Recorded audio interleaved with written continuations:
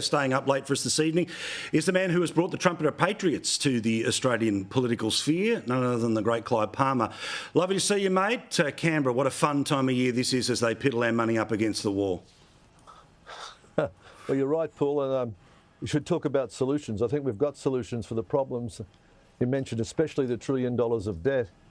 We can deal with that very effectively. You know, China's become a major manufacturing superpower, conquering export markets in Europe, the United States, everywhere else, on the back of Australian iron ore. 90% of exports of imports of China's iron ore comes from the Pilbara. All we need to do is put a 15% licence fee on that, and that money can pay off the debt for us. We'd much rather have them do it than have the taxpayers do it. So that's an easy fix. We did it in the 1960s. We had a licence fee on our iron ore. We can do it again. Why shouldn't we participate in the supply chain, so why shouldn't we do that?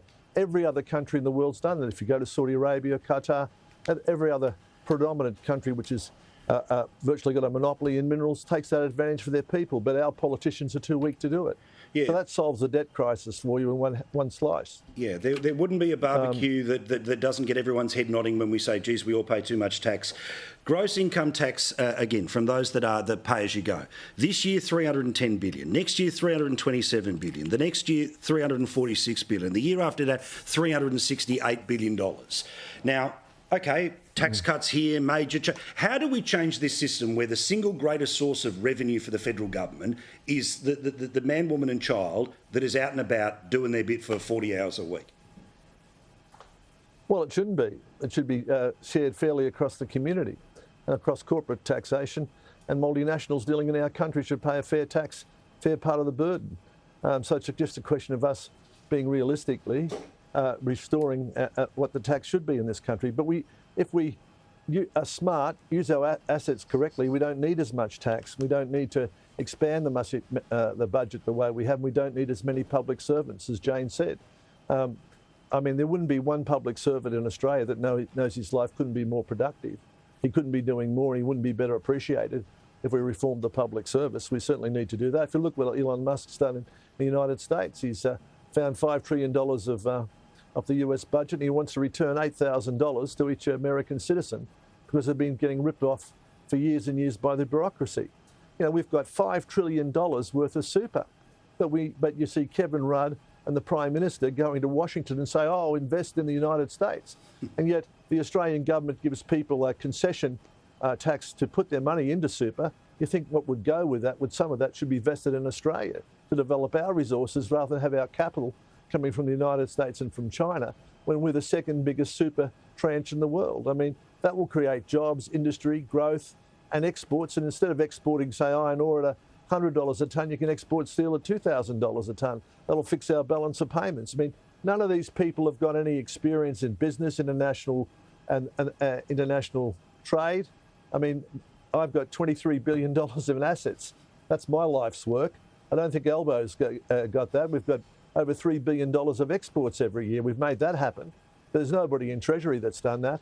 It's not these sort of public service policies. 99% of Liberal and Labor policies are the same. Why? Because they come from the one source, the bureaucracy. They don't come from individuals. We haven't got our best people making our policies. And our people deserve that. We've got 3.7 million households in Australia that go to bed hungry. We can solve the housing crisis by having a fast train 120 kilometres outside of Sydney or the capital cities like they do in Tokyo and Yokohama, and develop some of our cheaper land and be 20-minute commute to the city. We can have the deposit for our homes from our super, and we can cap interest rates at 3% like they do for Fannie Mac and Fannie Mae in the United States. The government can use that strength to help its people. Australians should come first, not the government. Well, and I've got to say, I heard you give a speech and I've heard you give interviews, and I love that one of the things you relentlessly bring up is the number of people that are going hungry. As you know, that number, 3.7 million people, food banks the source, right? Not some households. Yeah, these are households, so it gets even more. It's more than people, isn't it? Yeah, it's the number of households that don't know where their food comes from this week. You're the only person with access to a microphone and a camera who brings this up. Tonight was an opportunity for the federal government to say, this is not on, we will change it, but it's you and I talking way after the rest of them are off, to sink tins at the pub.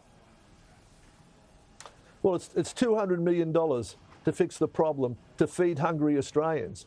Yet the Australian government, Albanese, gives $1 million a year to Food Bank.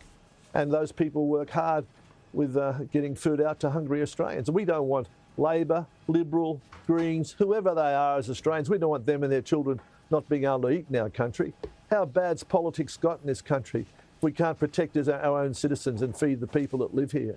It's a disgrace. And why is it happening? Because of higher interest rates. And that's why it's happening. But we said before the last election what was going to happen, and it's happened. But now we've got to have compassion for the people. You imagine your children, Paul, going to bed hungry at night. And of course, a lot of the children are not. The parents are the ones that are giving up their food for the children, having one meal a day. They're struggling to keep their houses. We've got increased immigration that's coming in. The banks are taking people's houses. And we've got 120,000 homeless Australians in this country. And all we need to do is use our resources correctly and turn it around. It's our party that is the alternative government that's got the alternative policies. It's not the Liberal and Labor uniparty, which get the same policy ideas from the same bureaucrats every year. The budget has the same headings every year. It's just upped and changed and manipulated. We need massive changes across the board, and we need to have it. I've laid that out in the press club pretty clearly what needs to be done. And I've got no personal interest in this. I'm 71 years old. You know, I had a successful business life, but I can help this country and I want to see us prosper. I'm an Australian. I'm living here. My children are living here. I want a better country. Last question. Let me get in before inevitably everyone on breakfast television does it, and that's what becomes the news today. How do you feel about $5 that'll come your way, because every taxpayer is going to get it? How do you feel, and what's your message to the Prime Minister and Treasurer about $5? What will you be doing with your extra $5 a week? I just say he's a Scrooge, you know. $5 to solve Australia's problems to every citizen's a bloody insult. He should stick it up his khyber. That's what I say with his $5. What a ridiculous situation to say, here's $5, your power bill's going up $1,000. You're losing your home, but here's $5. Everything will be right. Vote for the Labor Party or vote for the Liberal Party. It doesn't matter. They're all the same. Everything that Labor said they'll do, what does Peter Dutton said? We'll match it. That means he thinks it's a good idea. He should be saying, that's a crazy idea. We're not going to match it. We've got a better idea. He doesn't say that. He just says, we'll match it. We'll match it. I don't want a Labor government. I don't want a Liberal government. I want an Australian government fighting for the people. All right, and the Trumpet of Patriots is the party that you will have on the battlefield in 150 seats and all the Senates and all the rest of it. Thank you, Clive. Do appreciate it. We'll talk again soon, mate.